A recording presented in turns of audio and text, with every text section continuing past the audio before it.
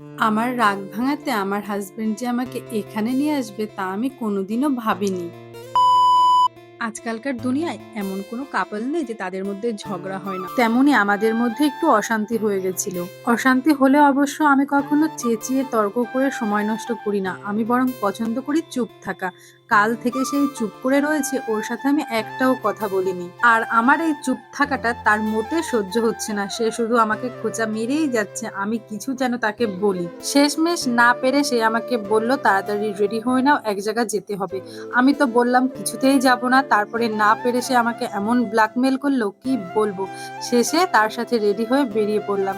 আর সে যে আমাকে এখানে নিয়ে আসবে আগে থেকে বলেনি, এটা ছিল নাকি আমার সারপ্রাইজ। অনেকদিন আগেই আমি ওকে আমাকে এই মন্দিরে নিয়ে আসার কথা বলেছিলাম, তো সেই কথাটা মনে রেখেই ও আজকে আমাকে এখানে নিয়ে এসেছে। সবকিছু ঠিক ছিল, যদি আগে থেকে আমাকে বলতো এখানে নিয়ে আসবে তাহলে আমি সেভাবে প্রস্তুতি নিয়ে মায়ের একটু পুজো দিতে পারতাম, তাহলে খুব ভালো লাগতো। মন্দির ঘুরে একটু এগোতেই দেখি রেল লাইন, তো সবার মতো আমরাও সেখানে পৌঁছে গেলাম। কে কে এই লোকেশনটা চেনো অবশ্যই কমেন্টে জানিও। আমি রাগ করেছি কোথায় আমাকে ফুল দেবে, উল্টে আবার আমার থেকে ফুল নিচ্ছে, সাহসটা কত বড় একটু দেখতে পাচ্ছো?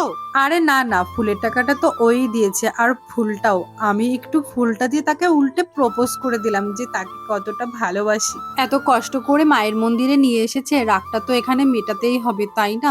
রেল লাইনের ওপারে ছিল আরেকটা মন্দির, সেখানেও মায়ের দর্শন করে নিলাম, তারপর সোজা চলে এসেছি মেলাতে। এই দোকানের কালেকশন গুলো খুব সুন্দর ছিল, এই মালাটা আমি পছন্দ করেছিলাম আর আমার বর এটা কিনে আমার গলায় পরিয়ে দিচ্ছিল। তাতে লোকে বলছিল আমাদের নাকি কোনো মান সম্মান নেই, রাস্তার মাঝখানে আমরা রোম্যান্স করছি। তোমরাই বলো, নিজের বর আমাকে পরিয়ে দিচ্ছে, পরপুরুষ তো না, এতে লজ্জা পাওয়ার কি আছে? এক সমাজে থাকতে গেলে লোকে নানান কথা বলবে, সেগুলো কর্ণপাত না করাই ভালো। কেনাকাটা করে চলে এসেছিলাম বাড়ির জন্য কিছু খাবার নিতে, আর রাতটাও অনেক হয়েছিল, বাড়ি ফেরার ছিল, তাই বেরিয়ে পড়লাম দুজনে মিলে বাড়ির উদ্দেশ্যে। সম্পর্কে রাগ অভিমান হবেই, সেগুলোকে পুষে রাখার চেয়ে সময়ের সাথে সাথে ভুলে যাওয়াই শ্রেয়। আজ এই পর্যন্ত। কেমন লাগলো ভিডিওটি অবশ্যই লাইক কমেন্ট শেয়ার করে জানিও। দেখাবে নেক্সট ভিডিওতে। তোমরা ভালো থাকবে, সুস্থ থাকবে, টাটা।